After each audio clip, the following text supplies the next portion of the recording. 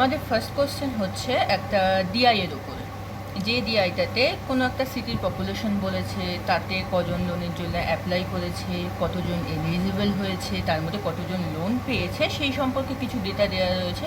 তো আমরা আগে ডেটা বুঝবো, তারপরে আমরা কোশ্চেন স্টার্ট করবো। তো ফার্স্টে কি ডেটা দিয়েছে? Total population of the city, যেটা হচ্ছে ওয়াই, মানে আমাদের কাছে আননোন। আমাদের কোশ্চেনের মতন কোশ্চেনে যেরকম ভ্যালু দেবে আমাদের সেই ভ্যালু অনুযায়ী ওয়াইয়ের ভ্যালু বের করতে হবে।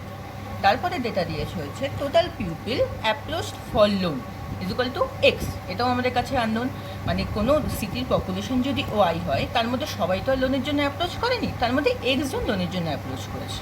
ঠিক আছে, এবার থার্ড ডেটা দিয়েছে হচ্ছে pupil who come for loan equal to 9600। একজন অ্যাপ্রোচ করেছে, কিন্তু তার মধ্যে শুধুমাত্র ব্যাংকে লোনের জন্য এসছে হচ্ছে 9600। তাহলে আর কতজন ব্যাংকে আসেনি? তাহলে সেটা হবে এক্স মাইনাস 9600। তাহলে আমরা সেটা লিখে নিই, এক্স মাইনাস 9600 হচ্ছে pupil who did not come for loan. তারপরে ডেটা দিয়েছে হচ্ছে pupil eligible for loan equal to 30%। একজন অ্যাপ্রোচ করেছে, তার মধ্যে শুধুমাত্র 30% এলিজিবল হয়েছে, মানে 70% এলিজিবল হয়নি। তাহলে এটা আমরা লিখি, পিউপিল এলিজিবল ফর লোন হচ্ছে 30% অফ এক্স। বা 30% অফ এক্স কত হয়? 30 into X divided by 100 is equal to 3x divided by 10। তারপর যেটা দিয়েছে হচ্ছে pupil who applied for loan is equal to 20%। তাহলে এটা লিখি, pupil who applied for loan হচ্ছে 20% অফ কতজন পিউপিল অ্যাপ্রোচ করেছে, সেটা কত? এক্স। 20%-এর ভ্যালু কত হয়? 1/5, মানে 1/5 into X is equal to X by 5। সব থেকে লাস্ট যেটা দিয়েছে হচ্ছে pupil whom loan are disburse is equal to Z%, মানে কতজন পিউপিল লোনটা পেয়েছে। তাহলে এটা লিখি, pupil whom loan are disburse, একজন অ্যাপ্রোচ করেছে, তার মধ্যে শুধুমাত্র Z%-এর ক্ষেত্রে তারাই লোনটা পেয়েছে। তাহলে কী হবে? Z% of X is equal to ZX divided by 100। এই কটা ডেটা হচ্ছে আমাদের দিয়ে দিয়েছে। এবার আমরা কোশ্চেনে আসি। কোশ্চেনের অ্যাকর্ডিং আমরা এক্স ওয়াই এর ভ্যালু পাবো এবং কোশ্চেনে যে অ্যান্সার চেয়েছে আমরা সেখান থেকে বের করবো। ওকে, আমাদের ফার্স্ট কোশ্চেন। এবার আমরা এক একটা পার্ট করে করি, কোশ্চেনটা যেহেতু অনেক বড়। তো ফার্স্ট পার্টে দিয়েছে হচ্ছে if number of pupil who applied for loan but to whom loan are not disbursed is 400। কি বলেছে? যে নাম্বার, একটা পিউপিলের সংখ্যা যারা লোনের জন্য অ্যাপ্লাই করেছে, কারা লোনের জন্য কত অ্যাপ্লাই করেছে? x/5। কিন্তু যারা লোন পায়নি, কারা লোন পেয়েছে কত? ZX/100। অ্যাপ্লাই করেছে x/5, পেয়েছে ZX/100। তাহলে আমরা এখান থেকে বলতে পারি না যে কতজন লোক অ্যাপ্লাই করেছে কিন্তু লোনটা পায়নি? তাহলে সেটা আমরা কীভাবে বলতে পারি? x/5 থেকে যদি আমরা ZX/100 বাদ দিই, তাহলে আমরা বলতে পারি এতজন লোক অ্যাপ্লাই করেছিল কিন্তু এদের ক্ষেত্রে লোনটা স্যাংশন হয়নি। এরকম ভ্যালু কত বলে দিয়েছে? 400। ওকে, 400। এটা হচ্ছে ইকুয়েশন 1। তারপরের লাইনে বলেছে and the pupil who are not eligible for loan among those who come for loan is 3600। মানে কি? পিউপিল যারা লোনের জন্য এসছিল এরকম সংখ্যা কত? 9600। কিন্তু যারা এলিজিবল হয়নি, 9600-এর মধ্যে সবাই তো এলিজিবল হয়নি, আমরা দেখেছি অনলি 30% এলিজিবল হয়েছে। তাহলে আমরা এখান থেকে এখানে ভ্যালুটা বলে দিয়েছে, যারা এলিজিবল হয়নি, ব্যাংকে এসছিল লোনের জন্য কিন্তু এলিজিবল হয়নি, এরকম সংখ্যা হচ্ছে 3600। তাহলে এটা আমরা কী করে পাবো? যতজন লোনের জন্য আমার মানে ব্যাংকে এসছিল তার থেকে যদি আমরা যতজন লোনের জন্য এলিজিবল হয়েছে এটা মাইনাস করি, তাহলে আমরা 3600 এই ভ্যালুটা পেয়ে যাবো। তো সেটা করি, 9600 মাইনাস যতজন লোনের জন্য এলিজিবল হয়েছে 3x/100, এটার ভ্যালু বলে দিয়েছে 3600।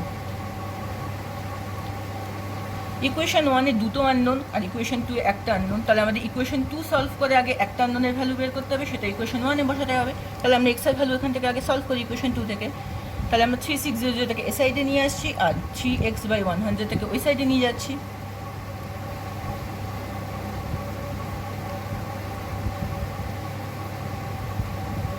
তাহলে 9600 থেকে 3600 মাইনাস করলে 6000 ইজ ইকুয়াল টু 3x/100।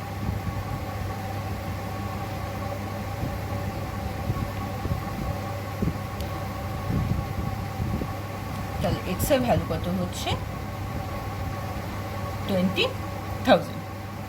এবার এক্স এর ভ্যালু যদি আমরা ইকুয়েশন ওয়ানে বসাই তাহলে আমরা জেড এর ভ্যালু পাবো। তাহলে আমরা বসাই, ফার্স্টে আমরা এক্সটাকে কমন নিয়ে নিচ্ছি।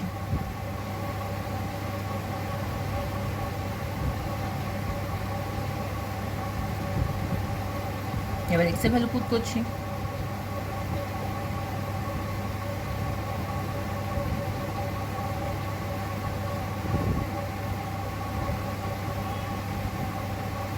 এবার 50টাকে আমরা ব্র্যাকেটের ভিতরে ঢোকাচ্ছি।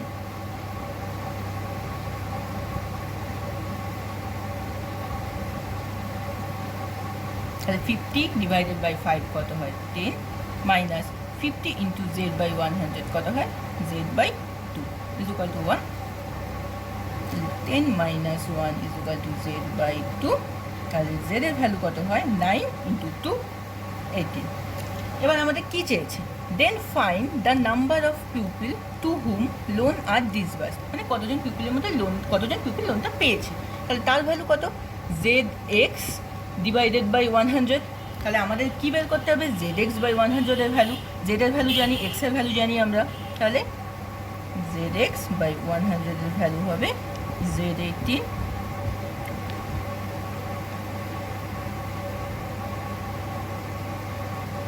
তাহলে 36। ঠিক আছে, ফার্স্ট কোশ্চেন হয়ে গেল। আমাদের সেকেন্ড কোশ্চেন এবার, if the pupil who come for loan is 60% of the total population approached for loan which is 40% of the total population of the city। তাহলে আমরা ভেঙে ভেঙে বুঝি। If the pupil who come for loan, who come for loan কত 9600 is 60% of the total pupil approached for loan। তাহলে এই ভ্যালুটা কত হচ্ছে 60% of pupil who approached for loan, মানে 9600 is equal to 60% of X. এবার 60%-এর ভ্যালু কত, 60%-এর ভ্যালু হচ্ছে 3/5। এগুলো তোমাদের মনে রাখতে হবে। 20%-এর ভ্যালু 1/5। তাহলে 20%কে 3 দিয়ে গুণ করলে 60%, তাহলে কত হবে 3/5। 9600 ইকুয়াল টু 3/5 ইন্টু এক্স। তাহলে এটাকে কেটে দিই, তাহলে এক্স এর ভ্যালু হবে 0, এক্স এর ভ্যালু 16,000। এবার কি বলেছে, for loan which is 40% of the total population of the city, মানে এক্সের যে ভ্যালুটা বেরিয়েছে এটা হচ্ছে 40% of the total population of city. Total population of city কত ওয়াই, তাহলে সেটার 40% হচ্ছে এক্সের ভ্যালুটা। তাহলে এটা is equal to 40% of Y. যেরকম 20%-এর ভ্যালু 1/5, তাহলে 40%-এর ভ্যালু কত 2/5।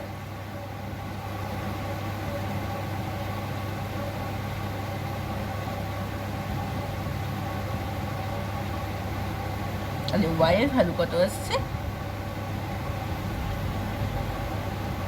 40,000। এক্স এর ভ্যালু 16,000, ওয়াই এর ভ্যালু 40,000। এবার কি বলেছে, the average of X Y Z is 20,000। তাহলে এক্স ওয়াই জেড এর অ্যাভারেজ দিয়ে দিচ্ছে 20,000। তাহলে এক্স ওয়াই জেড এর টোটাল কত হবে, অ্যাভারেজ মানে কি X plus Y plus Z divided by 3 is equal to 20,000। তাহলে X plus Y plus Z is equal to 60,000। যেখান থেকে আমরা এক্স প্লাস ওয়াই এর ভ্যালু জানি, এক্স প্লাস ওয়াই এর ভ্যালু কত 56000। তাহলে সেখান থেকে আমরা জেড এর ভ্যালু বলতে পারি। তাহলে জেড এর ভ্যালু কত হচ্ছে 6000 মাইনাস 5600। তাহলে কত হচ্ছে ভ্যালু,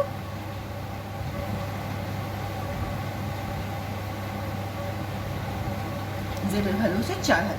এবার আমাদের কাছে কী চেয়েছে, then find people who are eligible for loan are what percent of Z, জেডের কত পার্সেন্ট হচ্ছে এটা, যেটাতে people who are eligible for loan. তাহলে people who are eligible for loan আমরা এখানে কত পেয়েছি, 3x/10। তাহলে 3x/10 এর ভ্যালু হবে কত, এক্সের ভ্যালু যদি 16,000 হয়,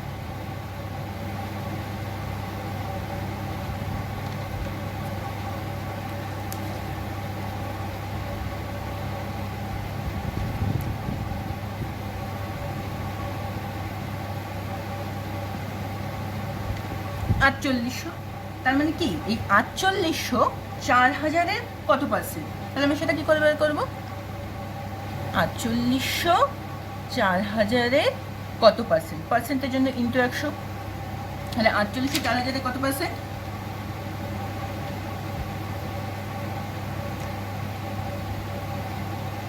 120%। আমরা না ব্যাংক বা এসএসসির পরীক্ষায় এরকমভাবে কোনো পার্সেন্ট বের করি না, কারণ আমাদের কাছে এতটা টাইম থাকে না যে 4800 4000 কত পার্সেন্ট এরকম লিখে লিখে বের করবো। তো আমরা কীভাবে, এটা আমরা মাইন্ডে ক্যালকুলেশন করি। তো কীভাবে ক্যালকুলেশন করি, আমাদের কী বের করতে দিয়েছে, 4800 4000-এর কত পার্সেন্ট, তাহলে 4800 কীভাবে হচ্ছে, 4000 প্লাস 800 ডিভাইডেড বাই 4000। তাহলে ফার্স্টে কি 4000 4000-এর কত পার্সেন্ট হয়, 100%। তাহলে 100% প্লাস 800 4000-এর কত পার্সেন্ট হয়, 20%। 4000-কে যদি আমরা 1/5 দিয়ে গুণ করি তাহলে কত হয়, 800, 1/5 মানে কত, 20%। 20% ইজ ইকুয়াল টু 120%। তো সেকেন্ড কোশ্চেনের অ্যান্সার হচ্ছে 120%। এবার থার্ড কোশ্চেন বলেছে, এটাকে আমরা ভাগ ভাগ করে পড়ছি, একবারে পড়লে মাথা গুলিয়ে যেতে পারে। If 8400 people are approached but did not come for loan, তাহলে অ্যাপ্রোচ করেছে কত, এক্স, তার মধ্যে কাম ফর লোন কত এসছে, 9600, আর এখানে দিয়ে দিয়েছে 8400 people are approached but did not come for loan. তাহলে আমরা এখান থেকে একটা ইকুয়েশন ফর্ম করতে পারি এবং এখান থেকে আমরা একটা এক্সের ভ্যালু পেতে পারি। তাহলে করি, তাহলে এক্স মাইনাস 9600 ভ্যালু দিয়ে দিয়েছে 8400, এখান থেকে আমরা এক্সের ভ্যালু পেতে পারি। এক্সের ভ্যালু কত হবে,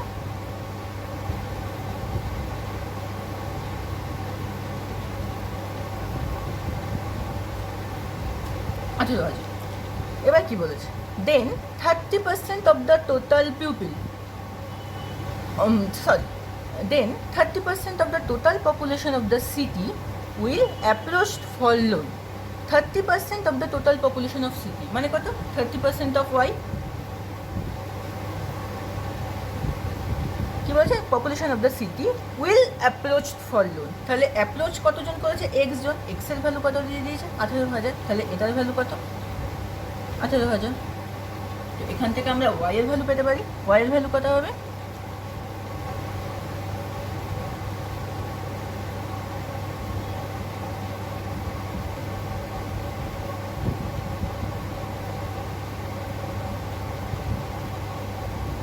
ওয়াই এর ভ্যালু হচ্ছে 7,000।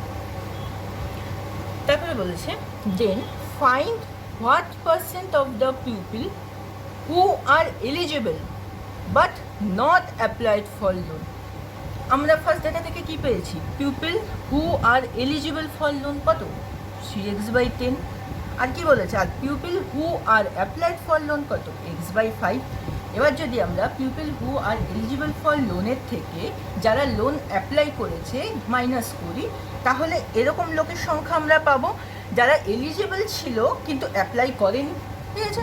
তাহলে কত, 3x/10 মাইনাস x/5, তাহলে এটা কত হচ্ছে আমার, তাহলে এটা মাইনাস করে কথা আমি তোমার দেখিয়ে দিই, x/10 minus 2x equal to x/10। আমরা x এর ভ্যালু জানি,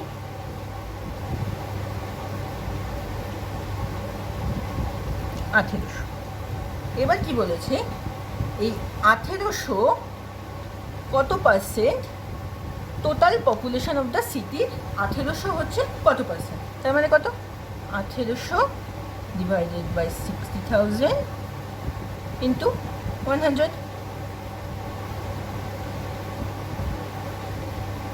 কত 3%। তাহলে থার্ড কোশ্চেন অ্যান্সার কত হবে 3%। আমাদের পরের ডিআই আমাদের এবার শেষ হয়েছে। এবার আমাদের পরের কোশ্চেন হচ্ছে একটা arithmetical question, both and stream থেকে। বোথ অ্যান্ড স্ট্রিম হচ্ছে টাইম স্পিড ডিস্টেন্সের একটা সাব পার্ট বলতে পারে। তো টাইম স্পিড ডিস্টেন্স যার খুব ভালো করে জানা আছে, যে খুব ভালো করে বেসিকটা জানে, তার বোথ অ্যান্ড স্ট্রিমে কোনো প্রবলেম হবে না। তো আমরা এবার কোশ্চেন বলি, ratio of the speed of the boat in still water to speed of current মানে স্ট্রিম ইজ ইকুয়াল টু 10:1। মানে কী দিয়ে দিয়েছে, ratio of the speed of the boat in still water, যেটাকে আমরা ভি ধরি, to speed of current, speed of কারেন্টকে আমরা কী ধরি এস, সেটা রেশিও দিয়ে দিয়েছে 10:1। তাহলে কি V/S এর রেশিও দিয়ে দিয়েছে 10:1। তারপরে কী দিয়েছে, ratio of time taken by the boat to cover d কিমি in downstream to the time taken by the boat to cover d-45 কিমি ইন আপস্ট্রিম ইজ 3:2। এখানে এবার কী দিয়ে দিয়েছে এই লাইনটাতে, একটা বোট ডি কিমি ডাউনস্ট্রিমে গেছে, আবার d-45 কিমি আপস্ট্রিমে এসছে, তাতে তাদের যে টাইমটা লেগেছে সেই টাইমের রেশিওটা দিয়ে দিয়েছে। ঠিক আছে, তাহলে কী দিয়েছে, তাহলে আমরা এখানে লিখে নিই আমাদের সুবিধার্থে, ডাউনস্ট্রিম আপস্ট্রিম। তাহলে কী দিয়ে দিয়েছে আমাদের, ডাউনস্ট্রিম আর আপস্ট্রিমে ডি কিমি আর d-45 কিমি যাওয়ার যে টাইম লেগেছে তার রেশিও। তাহলে টাইমের রেশিও দিয়ে দিয়েছে, তাহলে টাইমের রেশিওটা কী দিয়েছে 3:2। এবার দেখো এখান থেকে আমাদের ডি এর ভ্যালু বের করতে হবে, এখানে ডি আননোন। এবার আমরা জানি, আমরা দুটো ডিস্টেন্স জানি, একটা হচ্ছে ডি কিমি ডাউনস্ট্রিম, একটা হচ্ছে d-45 কিমি আপস্ট্রিম। তাহলে এই ডাউনস্ট্রিম আর আপস্ট্রিমের ডিস্টেন্সের রেশিওটা কী হবে, d/d-45। এবার টাইম স্পিড ডিস্টেন্স একটু বেসিক লিখি, distance is equal to time into speed. তাহলে এখান থেকে যদি ডিস্টেন্স ডিভাইডেড বাই টাইম হয়, এটা ডিস্টেন্স। তাহলে যদি ডিস্টেন্সকে আমরা টাইম দিয়ে ডিভাইড করি তাহলে আমরা স্পিড পাবো। তাহলে এখানে আমরা সেটা করতে পারি, ডিস্টেন্সকে যদি আমরা টাইম দিয়ে ডিভাইড করি তাহলে আমরা স্পিড পাবো। কিসের স্পিড পাবো, ডাউন স্ট্রিমের একটা স্পিড পাবো আর আপ স্ট্রিমের একটা স্পিড পাবো। তাহলে আমরা কী পাবো, speed is equal to D by তার রেশিওটা পাবো, কিন্তু আমরা এক্সাক্ট ভ্যালু পাচ্ছি না, আমরা রেশিও পাচ্ছি। তাহলে d/3 is two d-45 divided by 2। তাহলে এটা কত হচ্ছে 2d ইজ টু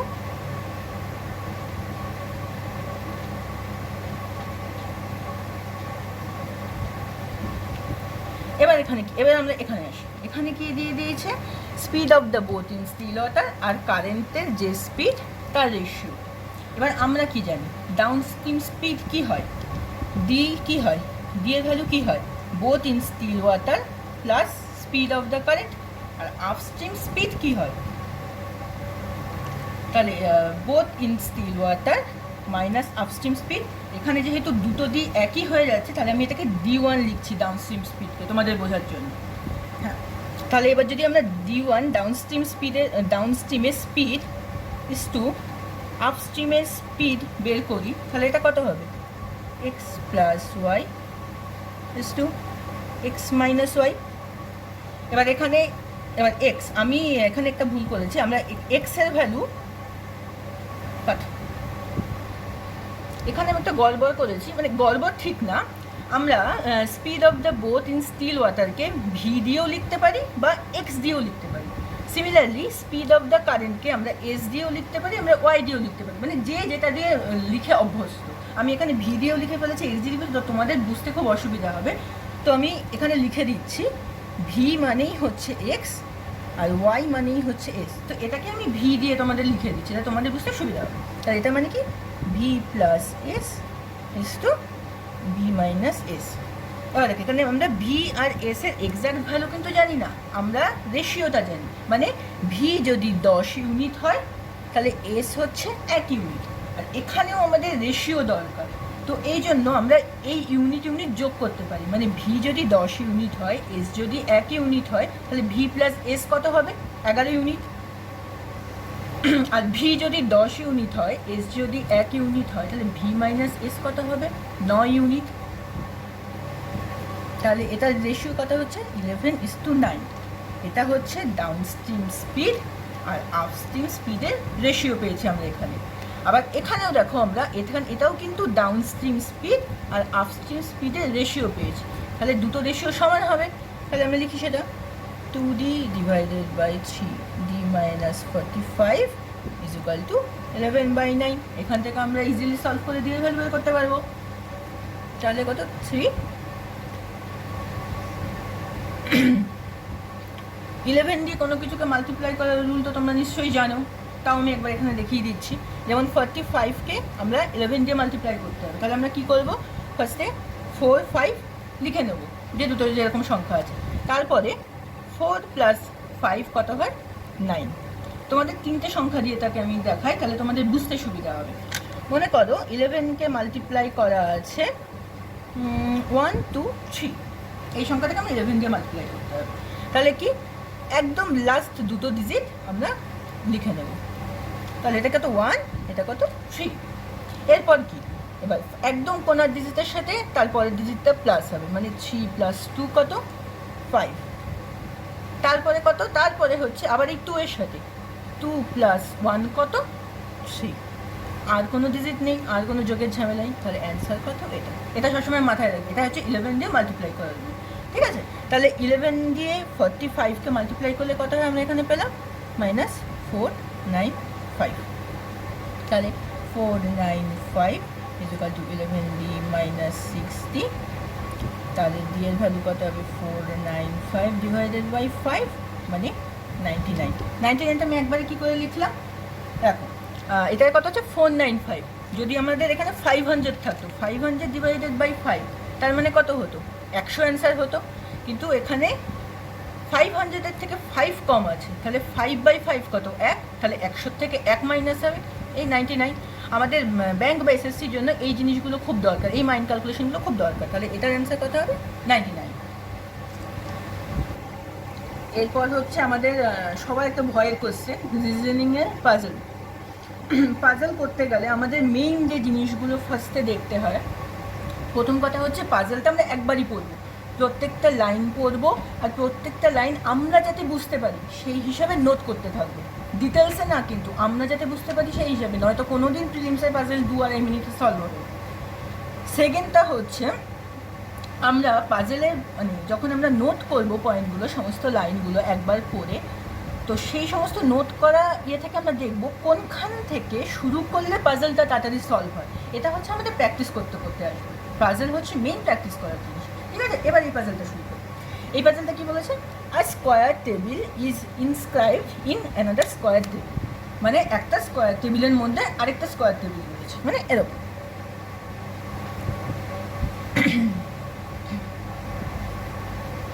একটা স্কোয়ারের মধ্যে আরেকটা স্কোয়ার রয়েছে, ওকে? তারপরে রয়েছে 8 ফ্যামিলি মেম্বার্স PQRSTUVW দিয়ে দিয়েছে 8জন family member are sitting in the middle side of the square. স্কোয়ারের কটা সাইড হয়? মানে একটা মিডল হয়, একটা কর্নার হয়। এখানে বলে দিয়েছে এই 8জন মেম্বার মিডলে বসবে, মানে কেউ কর্নারে বসবে না, ঠিক আছে? পরের line, each person sit at the one square is facing their spouse. মানে এখানে যে বসবে আর এখানে যে বসবে তারা হাজব্যান্ড ওয়াইফ হবে এবং তারা একে অপরের দিকে মুখ করে থাকবে। মানে কি, এখানে যে বসবে তাহলে তাকে ইনসাইডের মুখ করতে হবে, আর এখানে যে বসবে তাকে আউটসাইডে মুখ করতে হবে, তবেই তারা একে অপরের দিকে মুখ করবে। এবং এখানে বলে দিয়েছে কিন্তু এরা হাজব্যান্ড ওয়াইফ হবে, একমাত্র হাজব্যান্ড ওয়াইফে এরকম মুখ করে বসতে পারবে, ওকে? ঠিক আছে, এবার আমরা শুরু করি। এবার হচ্ছে লাইন ভি ফেসেস কিউ। আমি যেভাবে নোট করছি এটা হচ্ছে আমার প্রসেস, তোমরা তোমাদের প্রসেসে নোট করতে পারো, আবার আমার প্রসেসটাও কপি করতে পারো, ওকে?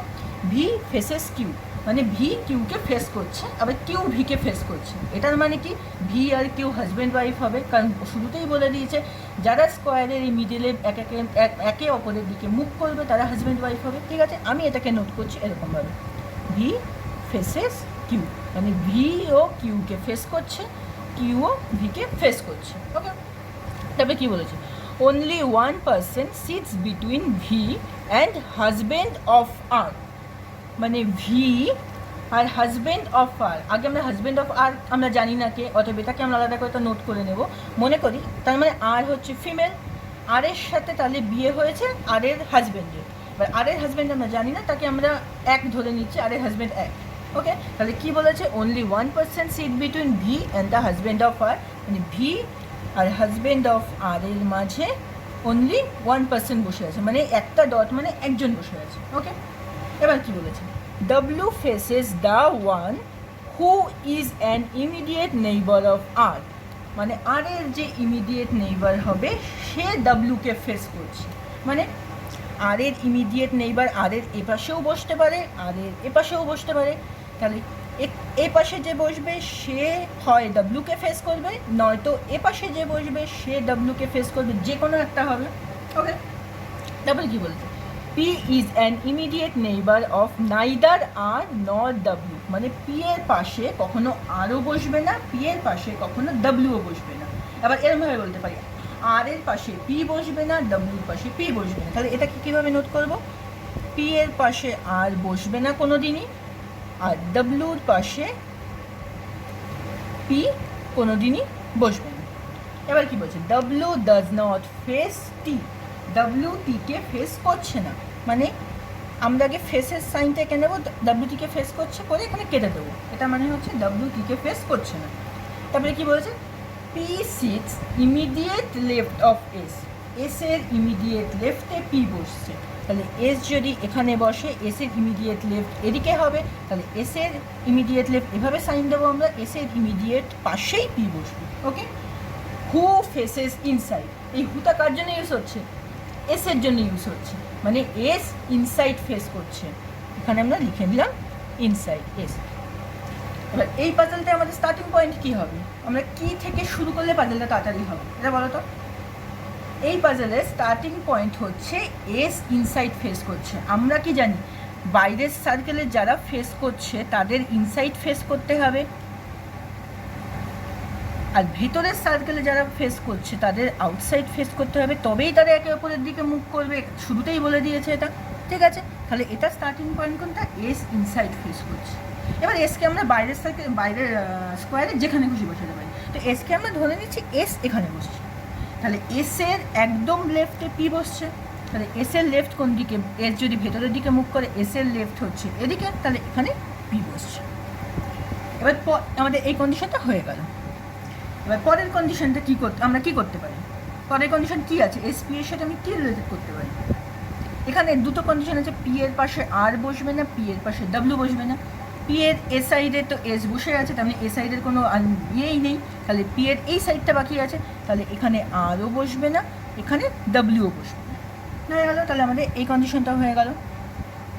এরপরের কন্ডিশনটা কী আছে যেটা থেকে আমরা করতে পারি, এরপরে আমরা এই কন্ডিশনটা লাগাতে পারি। এবার এই কন্ডিশনটা কীরকম, আর এর ইমিডিয়েট যে নেইবার হবে তার অপোজিটে ডাব্লিউ বসবে, মানে আর যদি বাইরে বসে তাহলে ডাব্লিউকে ভেতরে বসতে হবে, আবার ডাব্লিউ যদি ভেতরে বসে তাহলে আরকে বাইরে বসতে হবে, অপোজিট হবে। একবার আর ভেতরে যদি বসে তাহলে আর যদি বাইরে বসে তাহলে ডাব্লিউ ভেতরে, আর ডাব্লিউ যদি বাইরে হয় আর ভেতরে। তাহলে আমরা তাহলে এবার এক একটা করে কন্ডিশন আমরা ধরে নিচ্ছি। ফার্স্টে আমরা ধরে নিই এখানে আর ডাব্লিউ কেউই বসতে পারবে না, ফার্স্টে আমরা তাহলে ধরে নিই ডাব্লিউ বাইরে বসছে, তাহলে আমাকে এখানেই ডাব্লিউকে বসাতে হবে, কারণ ডাব্লিউ এখানে বসছে না, তাহলে হিসেব করে ডাব্লিউ এখানে বসছে। ডাব্লিউ কাকে ফেস করছে, আর এর ইমিডিয়েট নেইবার, তাহলে ডাব্লিউ ফেস করছে একে, তাহলে এর এখানে নয় এখানে আর হবে। ওকে, তাহলে আমি ধরে নিচ্ছি, এটাগুলো আমি ধরে নিচ্ছি, আমি কিন্তু এখনো জানি না যে এটা করলেই পাজলটা সলভ ঠিক হয়ে যাবে, এটা জাস্ট আমি কন্ডিশন পুট করে করে দেখছি আমাদের হচ্ছে কিনা। ওকে, তাহলে আমি এখানে লিখছি এখানে আর বসছি। ওকে, তাহলে এবার আমরা কি জানি, এই কন্ডিশনটা আমাদের হয়ে গেল। এবার আমরা কি জানি, আর হচ্ছে একটা ফিমেল, তার একটা হাজব্যান্ড আছে, আর এটাও আমরা শুরুতেই কোশ্চেনে বলে দিয়েছে যে হাজব্যান্ড ওয়াইফই একমাত্র একে অপরের দিকে মুখ করে বসতে পারে। তাহলে আর যদি ফিমেল হয় তাহলে এস তার ওয়াইফ, সরি এস তার হাজব্যান্ড, আর যদি ফিমেল হয় এস তার হাজব্যান্ড। ওকে, এই কন্ডিশনটা আমাদের হয়ে গেল। এবার কি বলেছে, আর এর যে হাজব্যান্ড আর ভি এর মধ্যে শুধুমাত্র একজন পার্সন বসবে, তাহলে আর এর হাজব্যান্ড কে, এস, আর তাহলে এস আর ভি এর মধ্যে একজন পার্সন বসবে। এস থেকে যদি আমি এদিকে যাই তাহলে একজন এখানে ভি হবে, আবার যদি আমি এদিক থেকে দেখি তাহলে এস এর পাশে একজন, তারপরে ভি, তাহলে ভি এখানেই বসবে, তাহলে আমি এখানে ভি বসিয়ে দিলাম। এবার কি বলেছে, ভি এর অপোজিটে হচ্ছে, ভি এর হাজব্যান্ড বা ওয়াইফ হচ্ছে কিউ, আমরা জানি না ভি ছেলে না মেয়ে, কিউ ছেলে না মেয়ে, তাহলে ভি এর অপোজিটে হচ্ছে কিউ বসছে।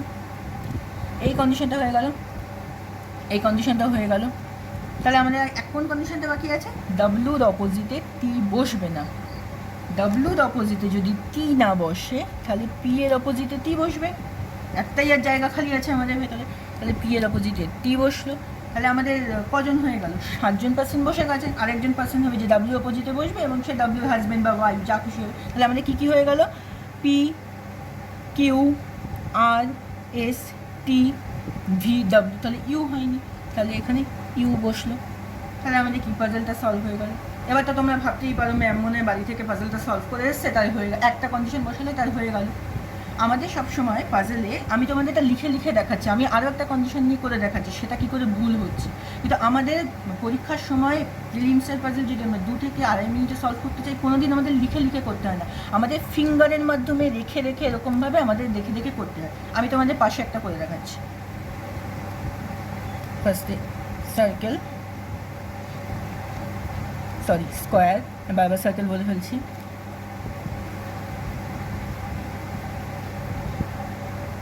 তো কোনখান থেকে আমরা ফার্স্টে শুরু করেছিলাম, এস ইনসাইড ফার্স্ট করছে, তার পাশে পি, এস ইনসাইড ফার্স্ট করছে, তার পাশে পি, পি এর পাশে আর, আর ডাব্লিউ হবে না, পি এর পাশে আর হবে না, ডাব্লিউ হবে না। আমরা এক্ষেত্রে কী করেছিলাম, ডাব্লিউকে আমরা বাইরে নিয়েছিলাম, এবার আমরা আরকে বাইরে নিয়ে দেখি যে কন্ডিশনে কী করে ভুল হচ্ছে, কারণ ভুলই হবে, কারণ এটা আমাদের রাইট হয়ে গেছে। তাহলে আরকে আমরা এখানে বসাই ফার্স্টে, আর এখানে বসি। এবার কি বলছে, আর এর যে নেইবার হবে এ বা এ, তার অপোজিটে ডাব্লিউ বসে। তাহলে আমরা এখানে দেখি আর এর ইমিডিয়েট নেইবার এস, তার অপোজিটে তাহলে ডাব্লিউ বসছে।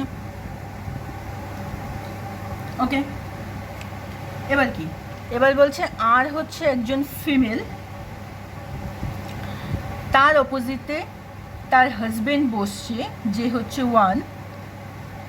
এবার কি বলছে, 1 আর ভি এর মধ্যে একজন পার্সনই হবে, তাহলে এটা করি, তাহলে 1 থেকে একজন পার্সন গেলে ভি এখানে হবে, আর আমরা যদি এদিক থেকে দেখি তাহলেও ভি এখানে হবে, ভি এখানে হবে। এই কন্ডিশনটা হয়ে গেল। এবার আমাদের ভুল হচ্ছে কি, কোথা থেকে বলো তো, এখানে আমাদের বলে দিয়েছে ভি এর অপোজিটে কিউ বসছে, এখানে কিন্তু ভি এর অপোজিটে পি বসছে, তার মানে আমাদের এই কন্ডিশনটা ভুল, এটা ঠিক। আমাদের এরকম বসিয়ে বসিয়ে ফিঙ্গার রুলের মাধ্যমে আমাদের চেক করতে দেখতে হবে, আমাদের এরকম হাজারখানা ডায়াগ্রামেকে চেক করলে হবে না, জাস্ট এখানে এরকম হবে, আর এখানে বসলো তাহলে ডাব্লিউ এখানে, তাহলে আর এর অপোজিটে আর এর হাজব্যান্ড, আর এর হাজব্যান্ড থেকে ভি এখানে, তাহলে ভি এর অপোজিটে পি, কিন্তু আমরা জানি ভি এর অপোজিটে কেউ, তাহলে এই কন্ডিশন ভুল। তাহলে আবার আমরা তাহলে আর এর জায়গায় ডাব্লিউকে বাইরে নেব। ওকে, এবার আমরা কোশ্চেনে আসি। কোশ্চেন কী বলেছে, who among the following sits immediate right of the wife of S, S এর ওয়াইফকে আর। ওকে, এবার কি বলেছে, আর এর ইমিডিয়েট রাইটে কে বসে, তাহলে আর সাউথের দিকে মুখ করে আছে, তাহলে আর এর ইমিডিয়েট রাইট হবে এদিকে, তাহলে আর এর ইমিডিয়েট রাইটে কে বসে, টি। তাহলে আমাদের ফার্স্ট কোশ্চেনের অ্যান্সার কী হবে, টি। সেকেন্ড কোশ্চেন কী বলেছে, who among the following is the spouse of U, U এর স্পাউস কে। এবার আমরা কি জানি হাজব্যান্ড ওয়াইফ একে অপরের দিকে মুখ করে, তাহলে ইউ এর স্পাউস কে, ডাব্লিউ। তাহলে 6 নম্বর কোশ্চেন অ্যান্সার হবে ডি। এবার সেভেন্থ কোশ্চেন কী বলেছে, who among the following faces to T, T এর দিকে কে ফেস করে বসে আছে, টি এর দিকে কে ফেস করে বসে আছে, পি। তাহলে এই কোশ্চেনের অ্যান্সার কী হবে, পি। ওকে, আমাদের কোশ্চেন এবার সব সলভ হয়ে গেল। নিশ্চয়ই পাজলটা তোমরা বুঝেছো এবং কীভাবে পাজলের সমস্ত কিছু নোট করতে হয় তোমরা দেখে নিয়েছো। হয় এরকমভাবে নোট করবে, নয়তো নিজেদের বোঝার মতন নোট করবে। পাজল একবারই মাত্র পড়বে, কখনো কোনো পাজল ডায়াগ্রাম এঁকে বারবার লাইন করে করে করার চেষ্টা করবে না, তাতে অনেক টাইম যায়। তুমি যদি এরকমভাবে নোট করে নিতে পারো তাহলে সেখান থেকে পাজল সলভ করে অনেক তাড়াতাড়ি পাজল সলভ হয়ে যায়। Thank you.